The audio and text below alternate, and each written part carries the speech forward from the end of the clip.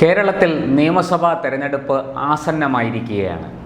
ഏതാണ്ട് 3 മാസങ്ങൾക്കുള്ളിൽ വോട്ടെടുപ്പ് നടക്കും. അതായത് ഇത് ജനുവരി മാസമാണ്. ഫെബ്രുവരി, മാർച്ച്, ഏപ്രിൽ ആദ്യ വാരം അല്ലെങ്കിൽ 2ാം വാരത്തിൽ വോട്ടെടുപ്പ് നടക്കുമെന്ന് നേരത്തെ തന്നെ നമ്മൾ പറഞ്ഞിരുന്നതാണ്. ഇവിടെ വളരെ പ്രസക്തമായ ഒരു ചോദ്യം ഉയരുന്നുണ്ട്. CPM ഭരണം നിലനിർത്തുമോ അതോ പ്രതിപക്ഷത്തേക്ക് പോകുമോ എന്നുള്ളതാണ് ആ ചോദ്യം. ആ ചോദ്യം ഉയരുന്നതിന് തന്നെ ഒരു കാരണമുണ്ട്. മറ്റൊന്നുമല്ല, പാർട്ടി വലിയ ഭയത്തിലും പ്രതിരോധത്തിലുമാണ്. പാർട്ടി എന്ന് പറഞ്ഞുകൂടാ, ചില നേതാക്കൾ പാർട്ടിയെ സംബന്ധിച്ച് പാർട്ടിയിലെ ഒരു വിഭാഗമെങ്കിലും വരുന്ന 5 വർഷം പാർട്ടി പ്രതിപക്ഷത്തിരിക്കട്ടെ എന്ന് ചിന്തിക്കുന്നവരാണ് എന്ന് നമുക്കെല്ലാവർക്കും അറിയാം. അതിൻ്റെ തെളിവാണ് തദ്ദേശ തിരഞ്ഞെടുപ്പിൽ ഉണ്ടായതും. തദ്ദേശ തിരഞ്ഞെടുപ്പിൽ പല ജില്ലകളിലും LDFന് വലിയ തിരിച്ചടി കിട്ടിയത് അതുകൊണ്ടുകൂടിയാണ് എന്ന് നമുക്കറിയാം. പ്രത്യേകിച്ചും മലബാറിലും തിരുവനന്തപുരത്തും. പേരിനെങ്കിലും പിടിച്ചു നിൽക്കാൻ ചില സ്ഥലങ്ങളിൽ മാത്രമേ CPMന് LDFന് കഴിഞ്ഞിട്ടുള്ളൂ. പൊതുവെ കേരളത്തിൽ മൊത്തത്തിൽ തിരിച്ചടിയായിരുന്നു. ജില്ലാ പഞ്ചായത്തുകളിലേക്ക് മാത്രമാണ് CPMന് പിടിച്ചു നിൽക്കാൻ, LDFന് പിടിച്ചു നിൽക്കാൻ കഴിഞ്ഞത്. എന്നാൽ ഇതിനെല്ലാം ഉപരി CPMനെ ഭയപ്പെടുത്തുന്ന, അവരെ പ്രതിരോധത്തിലാക്കുന്ന ഒരു ഘടകമുണ്ട്. അത് തോൽവിയല്ല. CPMനെ സംബന്ധിച്ചിടത്തോളം ഒരു തിരഞ്ഞെടുപ്പിൽ തോൽക്കുന്നത് അവർക്ക് പുതുമയുള്ള കാര്യമല്ല, അതൊരു പുതിയ വിഷയവുമല്ല. പക്ഷേ അവരെ ഭയപ്പെടുത്തുന്ന ഒരു പ്രധാന കാര്യം വോട്ട് ശതമാനത്തിലെ ചോർച്ചയാണ്. അതായത് തദ്ദേശ തെരഞ്ഞെടുപ്പിൽ അവർ പ്രതീക്ഷിച്ചിരുന്നതിനേക്കാൾ അല്ലെങ്കിൽ മുമ്പ് ലഭിച്ചിരുന്നതിനേക്കാൾ 6.73% കുറവാണ് ഇത്തവണ ഉണ്ടായിരിക്കുന്നത്. നമ്മൾ ആലോചിക്കേണ്ടത് വോട്ടുകളുടെ എണ്ണം കൂടി എന്നിട്ടും അവർക്ക് 6.73% വോട്ട് ചോർച്ച സംഭവിച്ചിരിക്കുന്നു. ഇത് എങ്ങോട്ട് പോയി എന്നുള്ളതാണ് അവരെ സംബന്ധിച്ചിടത്തോളം വലിയ ഒരു ചോദ്യചിഹ്നമായി അവശേഷിക്കുന്നത്. അതുമാത്രമല്ല, കഴിഞ്ഞ ഏറ്റവും ഒടുവിൽ നടന്ന നിലമ്പൂർ ഉപതെരഞ്ഞെടുപ്പ്, അതിനു മുമ്പ് നടന്ന തൃക്കാക്കര ഉപതെരഞ്ഞെടുപ്പും പുതുപ്പള്ളി ഉപതെരഞ്ഞെടുപ്പും എല്ലാം സിറ്റിംഗ് സീറ്റാണ് കോൺഗ്രസിൻ്റെ. അവിടെ ഈ പറഞ്ഞതുപോലെ അവിടുത്തെ MLAമാരായിരുന്ന വ്യക്തികൾ മരിച്ചപ്പോൾ ഒഴിവ് വന്ന് നടന്ന തെരഞ്ഞെടുപ്പാണ്. ജനങ്ങൾക്ക് സഹതാപമുണ്ടാകും, സ്വാഭാവികമാണ്. അതുകൊണ്ട് തന്നെ അവരുടെ ബന്ധുക്കൾ, പുതുപ്പള്ളിയിൽ ഉമ്മൻചാണ്ടിയുടെ മകൻ ചാണ്ടി ഉമ്മനാണ് മത്സരിച്ചത്.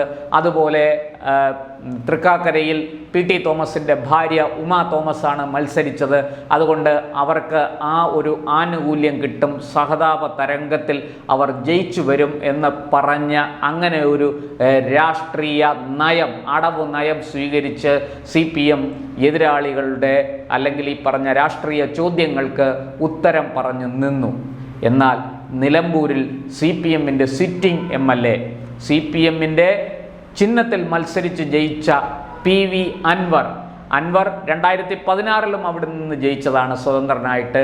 എന്നാൽ 2021 CPM ചിഹ്നത്തിൽ മത്സരിച്ച് ജയിക്കുകയാണ് ഉണ്ടായത്. ആ അൻവർ അവിടെ രാജിവെച്ച ഒഴിവിലേക്കാണ് അവിടെ ഉപതെരഞ്ഞെടുപ്പ് വേണ്ടി വന്നത്. സ്വന്തം കയ്യിലിരുന്നൊരു സീറ്റാണ്. അവിടെ ശക്തനായ സ്ഥാനാർത്ഥിയെ നിർത്തി M സ്വരാജ് എന്ന ആ മണ്ഡലത്തിൽ തന്നെയുള്ള ഒരു വ്യക്തിയെ, നേതാവിനെ അവിടെ പരീക്ഷിച്ചു CPM. പക്ഷേ ഫലം മറിച്ചായിരുന്നു. അവിടെ ആ സീറ്റ് CPMന് കൈവിട്ടുപോയി എന്നുള്ളതാണ്. CPM വിജയിക്കും എന്ന് പ്രതീക്ഷ വച്ചു പുലർത്തിയിരുന്ന ഒരു സീറ്റാണ്. നോക്കൂ, അൻവർ അവിടെ സ്വതന്ത്രനായിട്ട് മത്സരിച്ച് ഏതാണ്ട് 20,000-ഓളം വോട്ട് പിടിച്ചെടുത്തിട്ട് പോലും അവിടെ UDFൻ്റെ സ്ഥാനാർത്ഥി കോൺഗ്രസ് നേതാവായിരുന്ന ആര്യാടൻ മുഹമ്മദിൻ്റെ മകൻ ആര്യാടൻ ഷൗക്കത്ത് അവിടെ മത്സരിച്ച് ഏതാണ്ട് 11,000 വോട്ടുകളുടെ ഭൂരിപക്ഷത്തിൽ വിജയിച്ചു. CPMനെ സംബന്ധിച്ചിടത്തോളം മുഖമടച്ചു കിട്ടിയ ഒരു അടിയായിരുന്നു നിലമ്പൂർ ഉപതെരഞ്ഞെടുപ്പ് ഫലം. അതുമാത്രമല്ല, അവരുടെ വോട്ട് ശതമാനം വലിയ രീതിയിൽ ചോർന്നു. അത് ചോർന്നു എന്ന് മാത്രമല്ല, ഏതാണ്ട് 35% അവരെത്തി എന്നുള്ളതാണ്. അത് CPMനെ സംബന്ധിച്ച്, LDFനെ സംബന്ധിച്ച് കനത്ത തിരിച്ചടിയാണ്. അവർ ഭയപ്പെടുന്നത് അവിടെയാണ്. സാധാരണ നിലയ്ക്ക് അവർ തെരഞ്ഞെടുപ്പിൽ തോൽക്കാറുണ്ട്, പക്ഷേ UDF-ഉമായിട്ട് വലിയ വോട്ട് ശതമാനത്തിൽ വലിയ വ്യത്യാസം വരാറില്ല. CPM നമുക്കറിയാം 2001-ലും മറ്റുമൊക്കെ അടപടലം LDF തകർന്നുപോയി. കേവലം 40 സീറ്റുകളിൽ മാത്രമാണ് അന്ന് LDF-ന് ജയിക്കാൻ കഴിഞ്ഞത്. 100 സീറ്റുകളുമായിട്ടാണ് അന്ന് UDF അധികാരത്തിൽ കയറിയത്. AK ആന്റണി മുഖ്യമന്ത്രിയായി. അന്ന് പോലും CPM-ന് കനത്ത തോൽവി ഉണ്ടായിട്ട് പോലും വോട്ട് ശതമാനത്തിൽ വലിയ തിരിച്ചടി ഉണ്ടായില്ല.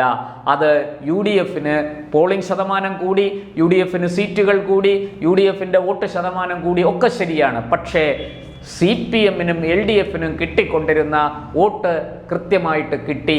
ആ വോട്ട് ശതമാനത്തിൽ നിന്ന് അവർ താഴേക്ക് പോയില്ല എന്നുള്ളതാണ് 2001-ലെ അവരുടെ നേട്ടം. വലിയ പരാജയം ഏറ്റുവാങ്ങിയിട്ടും CPM പിടിച്ചു നിന്നത് അവിടെയാണ്.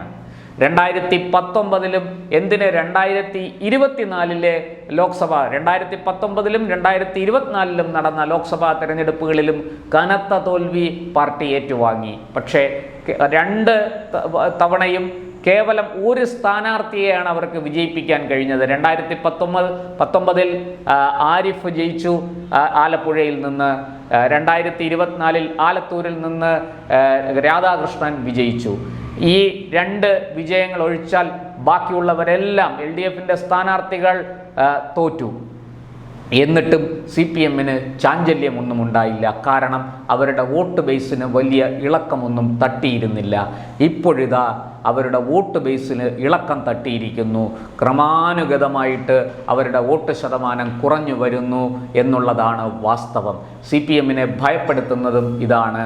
അവർ വളരെ കൃത്യമായിട്ട് ഹോംവർക്ക് ചെയ്ത് മനസ്സിലാക്കി. നിലമ്പൂർ ഉപതെരഞ്ഞെടുപ്പ് മുതൽ നമുക്ക് തിരിച്ചടിയാണ്. അത് ഈ പുറമേ പറയുന്നത് പോലെയല്ല, അതിശക്തമായ വീഴ്ച സംഭവിച്ചിരിക്കുന്നു.